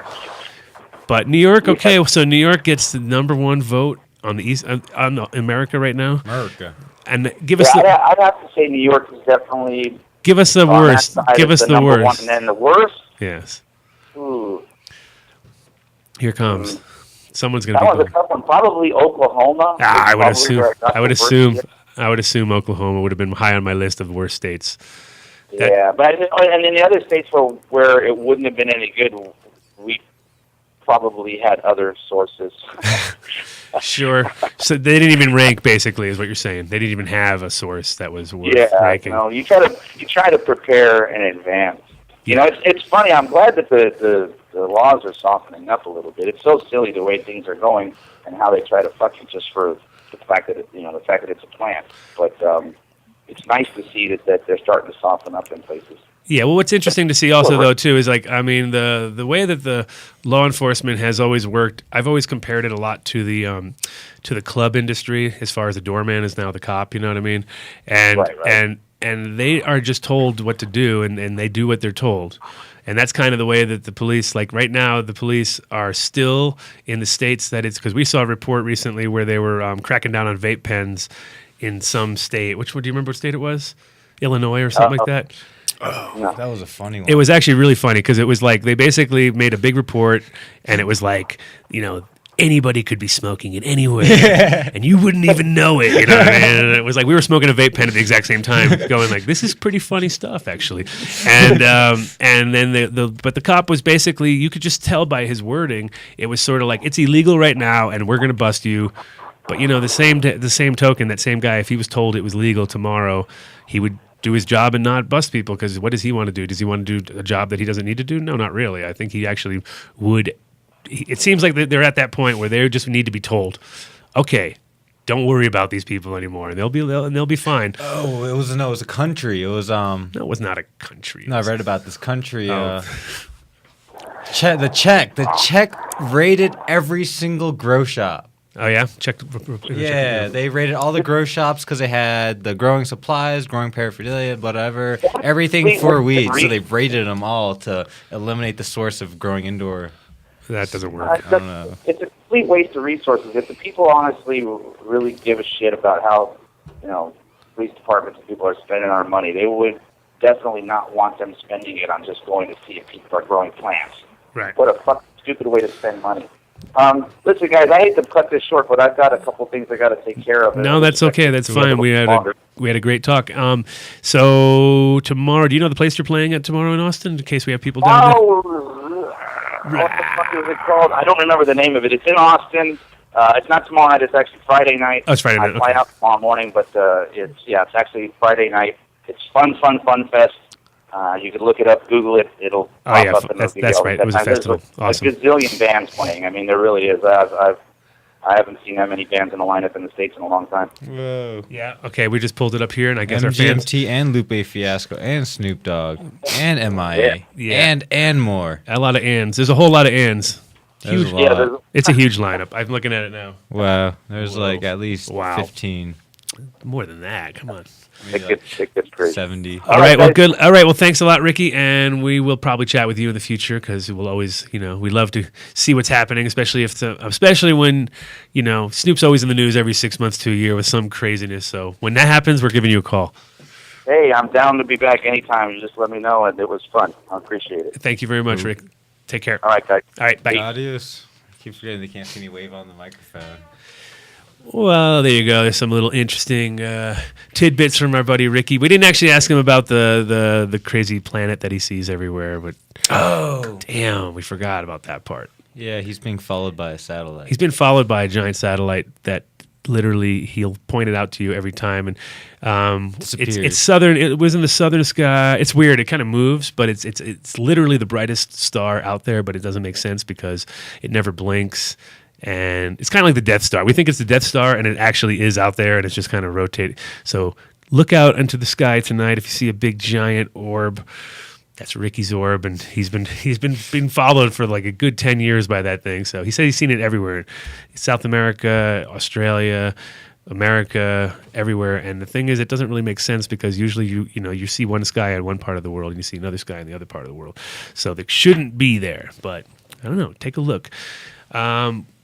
What else? What time we got here? We're down to our last half hour. I think I can pull off a half an hour of talking. I'm pretty good at it. Yeah, it was California that wanted to ban them. California. No, it wasn't just California. It was other states too. But yeah, I think right now that's the big debate out there. The vape pens, as everybody's tripping out because, of course, we can disguise our cannabis with some terrible smelling stuff, which I'm not doing. I don't think anybody's doing. So when I do smell people smoking those things and they're not cannabis, I'm just like, what are you doing? Like, especially when it's like raspberry flavor or something. It makes no sense to my opinion. Like, when did we ever need that? I mean, it soothes the craving if you're trying to quit.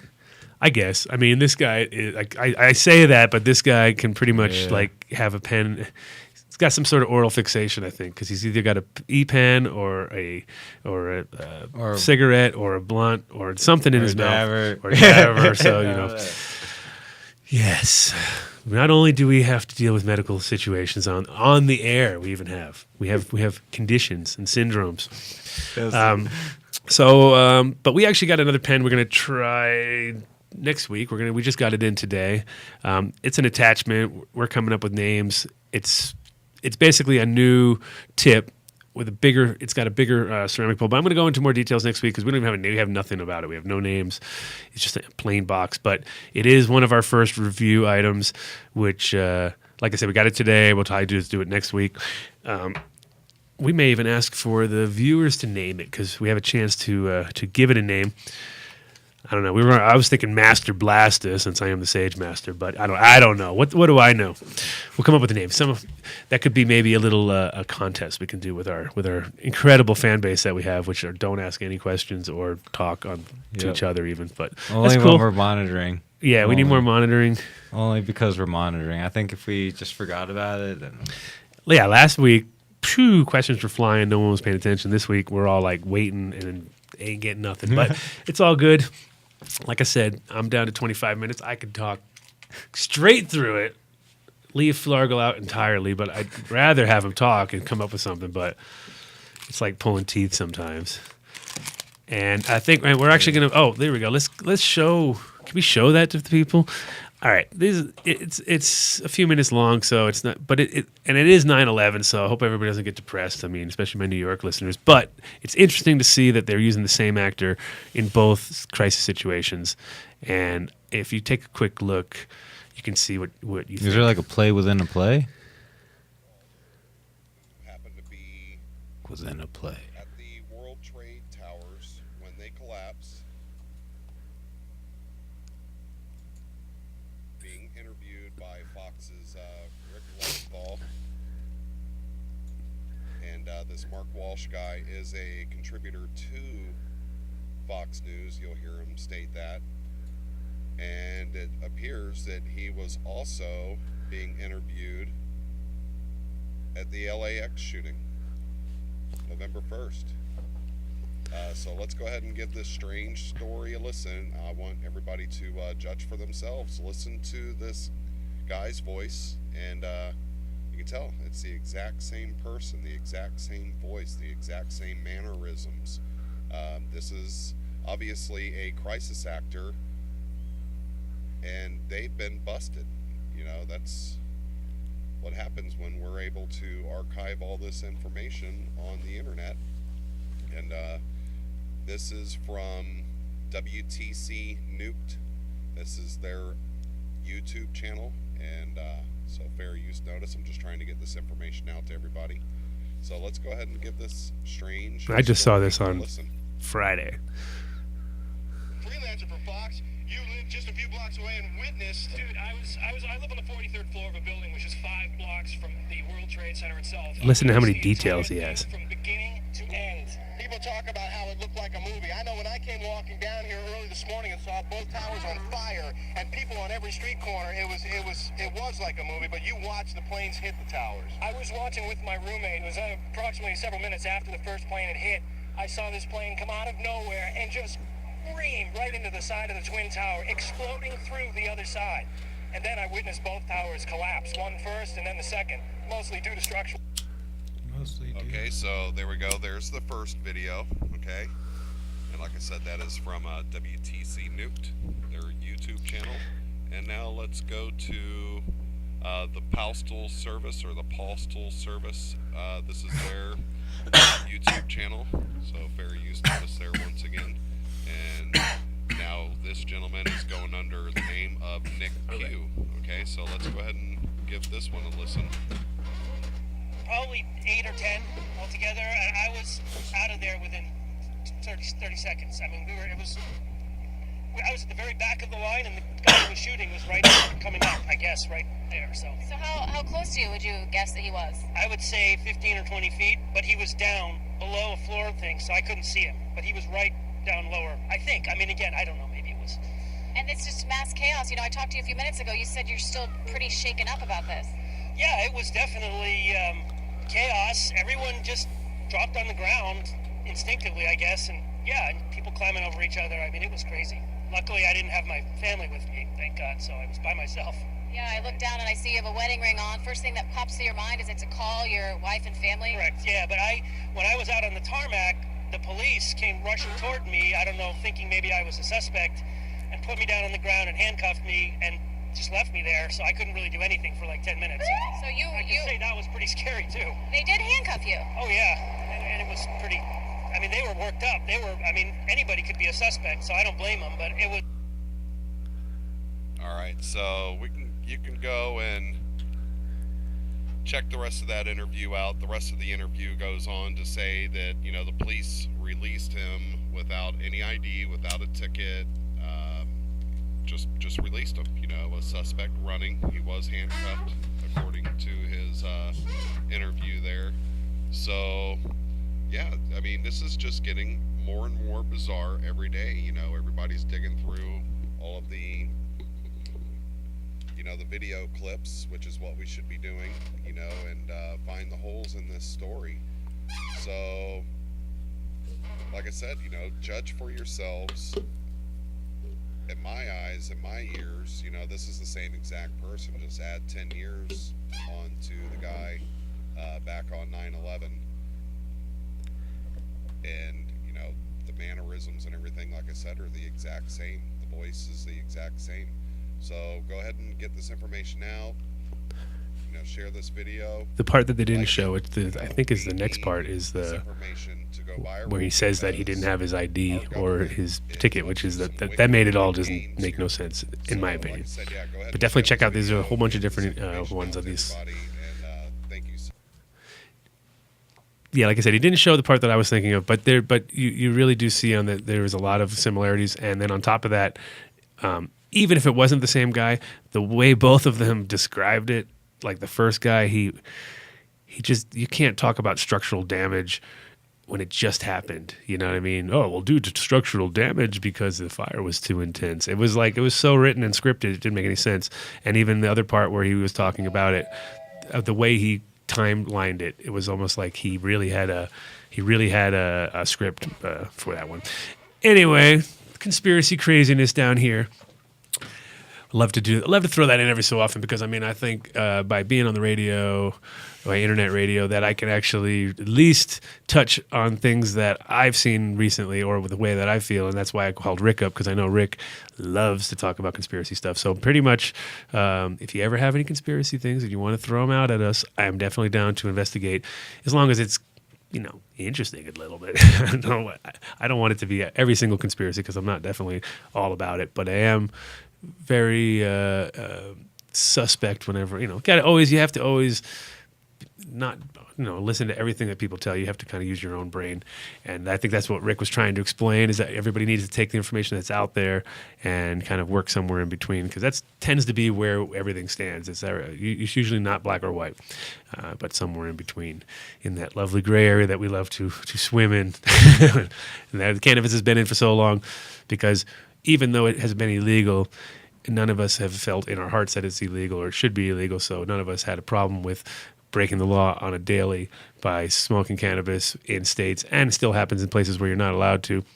And that's one of the, I think, the main messages that sort of the establishment needs to know, is that we're right now, like they're talking about all this money that's going to be generated. Well, this is the same money that's always been generated. It's always been being spent. It's just being diverted now into the public domain so it can be taxed and regulated just like they want, and just like it has happened with the taxation that's just happened here in Colorado. So I think, the agenda is being made and people are getting what they want, which is the government wants money. People want an ability to smoke and be, relaxed and not be judged or be suspect to possible criminal acts by consuming in their own house. That got knocked down. Oh, yeah. You can smoke in your backyard now. Now we can have backyard mega sessions. Smokeouts. Mega sesh. Yeah. Everywhere.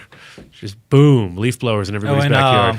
The fine now for public smoking, it's 24 hours of community service, or you can cough up $100. Boom, $100. But I'll feed homeless people in the park all day while smoking weed endlessly, I guess. So yeah, I mean, things are progressing in a sense. I mean, we have to get over all these little humps. Yes, people, we have to pay an extra bit of money. That's, I wasn't for or against. I mean, I didn't really know where I stood on that whole thing. Well, I mean, think about how it used to be. If you got caught smoking, cool. There's going to be a felony on your record now. Then you're taxed hard. And then you can pay thousands of dollars for a lawyer to go for the misdemeanor. More taxes. And then you just paid cajillions of dollars. And you lose your license, so you lose your job. There's more and taxes. then you can't get jobs, and then it's just those are all like taxes without anything. Those are bad taxes. Those are the real taxes, like the real taxing part of life. So here's a couple extra dollars. So yeah, I mean, I 100% I agree that we should contribute. But at the same time, I also think that it should be warranted in a proper way and not just the reality of like, well, I'll make up a number. It's still gonna be cheaper than $60 an eighth. Well, it will be. Yeah. Check the chat. I see some action. I see action. I saw a movement. Nothing. No, he's jumping. So with the new tax, how much will an ounce cost? Well, what are they adding? They're adding an extra 15%. It's still gonna be a percentage on the price that the ounce was to begin with. I mean, we can still play with our prices as far as, I mean, there's $100 ounces and there's $150 ounces and there's $200. So it's a quality control thing there too. So, but the tax will be the same on all those ounces. So your percentage of tax will be higher on swag. How's that for an answer? Bam! The swaggier your weed, the higher the tax. So if you buy really expensive weed, tax is not so bad. So actually, we should start selling like $600 ounces, and then we can give the percentage of tax with only a 2.2% tax. And then people will be like, "What? 2.2? That's great." And they won't realize that they didn't spend more money. It's just the way it's worded a lot of times. So I think in the end, you're going to end up with a little slight increase in prices, possibly. But we were on the very downside of pricing. It's almost like if gas was $2 a gallon, we wouldn't be crying so much, but it went up to $2.25. Okay, sorry. And that's kind of where we're at. We're at lowest prices possible ever on retail levels, but quality seems to be going up, which is where we want to be. The high quality, low prices down at Crazy Eddie's. Crazy Eddie's. That's the way it kind of goes too. We don't want it to go as a price driving thing always. It should be quality driven, not price driven, and it makes everybody a winner in my opinion on that side. What do you think, Flargle? I think everyone should just grow good weed. That's what I think too. Better weed. There should be the MMED. This is what you should be doing. You should be arresting bad growers. Not really. You should give advice, like a little pamphlet, like how to do it better. How about community service for growers where they learn how to grow pot better? Yeah. Like go run a few greenhouse. Here, come to clean out my greenhouse. I'll show you how to do things better. And that could be a good community service. Yeah. Just improve the quality. Teach everyone. I mean, the thing is like we're kind of. It was also interesting to go to California too to see the different weed and come back and kind of see where. I mean, you definitely get a different buzz because of the different sort of vibe of the thing. It's nice. It's like it's always got like the, I don't know, the Cali wet feel. It's a little more wet over there, that's for sure. That was the only problem with, and we're so used to this dry mountain air that we're like kind of spoiled in the sense that people don't like it if they're not from here because they don't get it and they think it's too dry. But I'm telling you, people, drier weed just tastes better. It just can't be too dry. It has to be, there is a fine line, of course, on both sides. But yeah, we got some. Our friends out there from Loud Seeds kind of hooked me up while I was there, so I could. Oh, that bong dabber contraption was cool. Yeah, that was what was it called again? I called it Wabbers. Oh no, it wasn't a Wabber, but it was a Wabber. It had a name. It was some strange. What was it called? Sublimator. It was the Sublimator. Sublimator was. I'm not sure if anybody out there has tried the Sublimator. It has. It's pretty interesting. It's like a vaporizer with. It's a lot like the original vaporizer that my friend developed back in 1995, I believe it was, and his was called the Volatilizer. So it's almost like they both have these crazy names that sound like sort of Flash Gordon or something. But the volatilizer was a cigarette lighter mounted onto a aluminum heating, had like heating fins that went across, and it had a handle. It just looked like a straight up boom, boom, real simple shape. And the deal was that it only cranked up to full blast. It was a regular cigarette lighter, but it was the depth of the bowl from the heating element that kind of dictated the heat source or the heat temperature. So you pretty much had to use his bowl. It worked, definitely worked. And like I said, it was 95, so it was kind of pre-volcano and all that. So, and we had the first I think we still have it in Amsterdam. I should try to pull it out of storage. But it was like probably the first vaporizer on the market that was trying to be like, real, buy it on the market, not just home. It kind of looked homemade, but in a cool way, like in a high-tech cool way. But anyway, this one looked almost the same, except it was all fancy shaped.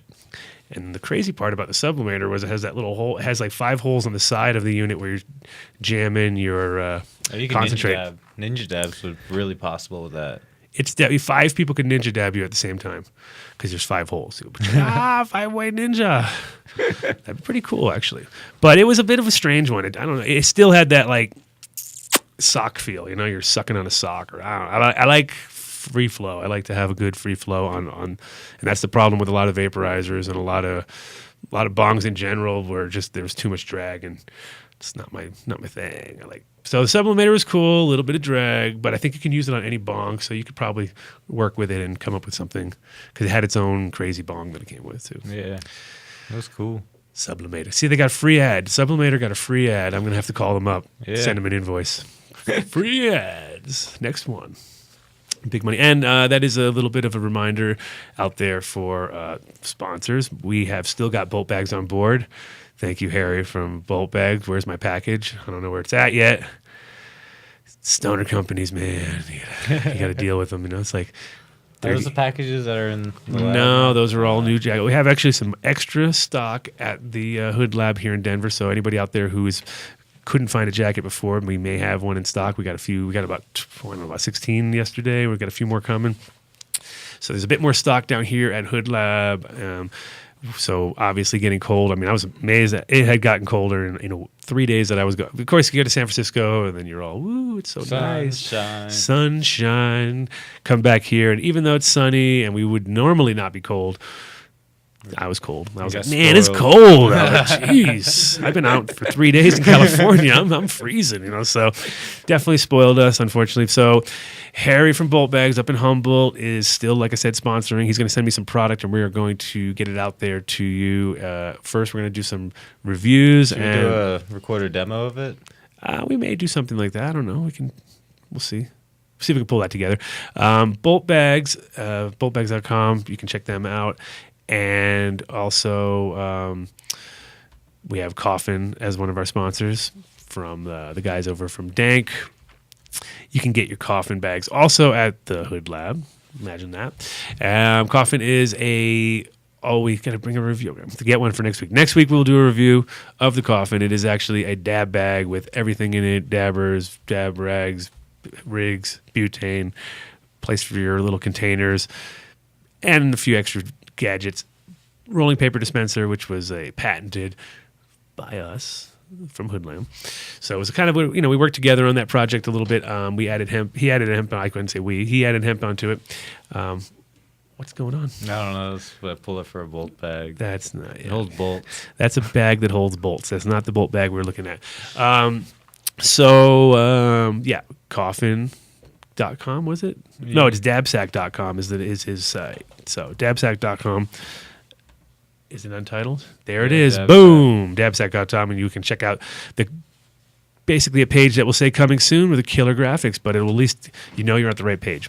And they will be available strictly at the Hood Lab right now, and then worldwide within within a short time as we get people out there. And I'd like to say a big shout out to my little boy Nick, who's I think watching, hopefully still. I'm coming to get you. Take you down to the lab. And my wife Cece and my mom there, Ace, holding it down on Blue Mountain. Thank thanks, guys, for listening. And we're just down to the last 5 minutes or 6 minutes. So I'm going to let Flargle, he's going to do like this incredible song he's going to sing. He's been practicing. You've been practicing the song, right? Which song? Jesus. I didn't do the song. Come on. Your voice. You should have heard him on the road. He was singing the whole time. Beautiful voice this guy's got. It's incredible. He actually sang drum and bass the entire time. It was awesome. Yeah, me and Nick. We just going womp, womp, womp. Yeah. My 16-month-old is got more skills on the mic than you, I think. Yeah, he's more of an MC than me. Definitely. Yeah, he's got the MC skills. So we're not singing songs. Sorry, we have to fill in the time with actual information and or incredible anecdotes from you or from myself, which will probably end up having to happen. Yeah, Nevada's still really boring to drive through. There's an anecdote. See, I knew it'd come up with something. Yeah, Nevada. I thought it'd get more exciting, maybe, as like you do it again, but no. No, it's interesting. I've driven that same road, that I-70 to either L.A., Vegas, or now San Francisco a lot in the last few years, and I broke down a few times in a few spots. So that's usually the big dramatic point, is getting past the spot that I broke down. That's where I'm excited. Like, okay, I made it. Like, at least I made it this far. This time it was, no problems, no dramas. It was awesome. But in general, it gets kind of interesting when you see like things don't change too much out there. Like it's not as progressive as we would want it to be in those spots. See, like time passed by a little quicker because it's like kind of like, oh, I remember this. But it's still exciting when you come into Colorado. And you first hit the mountains. Yeah, no, driving through, I mean, that's one thing about this state is you really realize it when you hit the borders almost on every side. It's not very exciting. It's like, wow, because it's all down here in this little core, between Denver and going up to Fort Collins and down to Colorado Springs and kind of in that whole little core, and then it spreads out. It's like kind of. But we did stop in Rifle, and you got yourself some Rifle. What did we get? We went to Green Cross in Rifle. What'd you get? You got some East Coast Sour Diesel. East Coast Sour Diesel and some SFEOG. Yeah, it wasn't very. I'd have to say, guys, it smelled nice. Not the best manicure job. As a review of the Adam Dunn Show, we were saying, manicure needed some work, but. It was good. It was definitely, the notes were there. We hit the right notes. The sour smelled like sour, and the SFV it smelled like SFV, but it was because of the greenness of the extra lack of trim job. It definitely kind of killed it. Oh, I crushed it all up already. Proper East Coast looking, East Coast sour.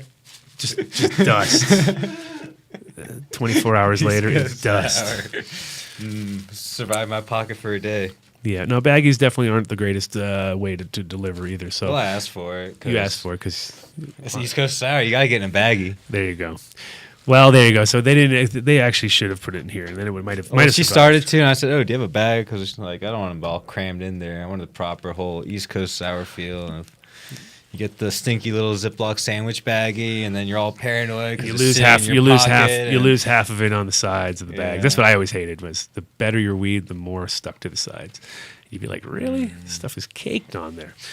So so we don't any other new sponsors? Well, we're still waiting on an answer from Strainwise guys, and I think we have a meeting this week, so hopefully they're going to be on board. Like I said, I already threw out a few shout-outs in the last couple of weeks, and I will, of course, give them a shout-out right now. I just don't have all the details, so that's the problem. I want to get all the details, hype up the 5 different stores. I know the Sanctuary is one of them. I know that there's a few different. I've seen them. I just don't know. I don't know the details. So, like I said, we'll talk to our Strainwise buddies this week and hopefully get them on board and start doing reviews of the different 5 shops over the next 5 weeks, and hopefully keep them on board for even longer than that, and do some collabs and such. And then also the guys over at Grow Big Supply, they're doing lots of crazy stuff. They want to start getting involved on some of our things and sponsoring some of our stuff, so we're going to try to get them on board so we can start announcing what they're doing, because like I said, I think they're 24 hours now. I think that's like, they're 24/7. I think it's the first 24/7 grow shop in the world that I've ever heard of. So night shifts are back in business. So I don't have to break them. And they are down in Brighton, but again, I need to get all those details because I don't know what I'm saying. I'm just throwing it out there because I do want to get them on board. I think they actually came by the lab recently, kind of had the same vibe. They did a Halloween party recently, and I think they were just.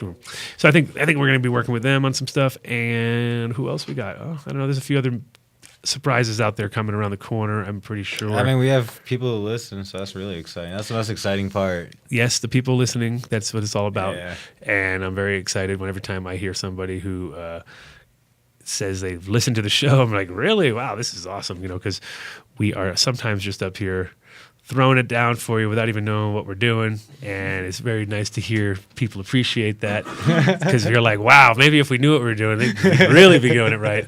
But we're going to try to get, like I said, I want to get more sponsors on board. The more sponsors I have on board, the more I can do for you, have more stuff to talk about, have more things to review. Luckily we live in this state, which is awesome and has so much going on that there's pretty much endless information out there. So it seems like, news is never an issue to bring you that. But like I said, as long as there's more products to review, which I think is going to be inevitable since there's so much going on in this industry right now, it's like it is definitely an exciting time to be involved. And check on the last of the chat, so in case I don't want to leave anybody out if they have any questions. Since last week we were ridiculed of our lack of customer service when it came to dealing with our peeps. But like I said, I'm definitely 100% there to answer any questions for you guys. And if they want to contact us outside of the show, we're still using our CD Wednesday at Gmail, right? Yep. CD Wednesday at Gmail. Since, we're still CD, we're still on Wednesday. It's just the Adam Dunn Show now. So contact the CD Wednesday at Gmail. I got R2D2. R2D2's contacted us? Yeah. We saw him hitchhiking. Oh, yeah. Do you got that photo? I do. I'll need to find a way to send on to the... Oh, we actually saw R2D2 hitchhiking. It was pretty awesome. We were driving, and we were pulling out onto the highway, and I swear to God, this trash can couldn't have looked more like R2D2. It had legs. This is not the droid you're looking for. It was kind of leaning back, and it was like, I wanted to go, and I wish I had some paint with me. I would have done it up, and it would have been a classic R2D2. Okay, is there a way to show that on the air? I don't know. Yep, it works. Yeah, it was like, this is not the droid you are looking for. It was like, it just looked like it was hitchhiking because it was right on the side of the road. It was funny. It was definitely, it was a moment in time, especially when you're with a nerd guy. You're like, hey, nerd guy, look, R2D2 hitchhiking. Always a good one. Yeah. So, I guess R2D2 right next to the no human sign. Perfect. It's a no human zone, military only. It's actually awesome. Yeah. Road trips with the Flargle. I probably have more anecdotes by next week because I forgot half of them. It'll come back. It all comes back. We should do our show like 1 week late. And then we're already 10 minutes late, so I don't know about the 1 week late we part. should then send them back in time. Ooh, shows from the future. That could happen, guys. I could be giving you future shows from the future. I'll give you like a show from 2 weeks from now, and we'll see what actually happens and what doesn't. We'll just predict. We'll predict what we think the week's going to have, and then it'll all be wrong. It'll be like the Onion times 1,000 because we basically went on a completely wrong tangent. What do you mean that didn't happen? I heard about it on the John Doe. I mean, no, guys. Anyway, thanks for contacting us when you do, and we will be at your service next week, same time, same place, and I think we're at the time zone. Thanks, guys. See you next week. Good night.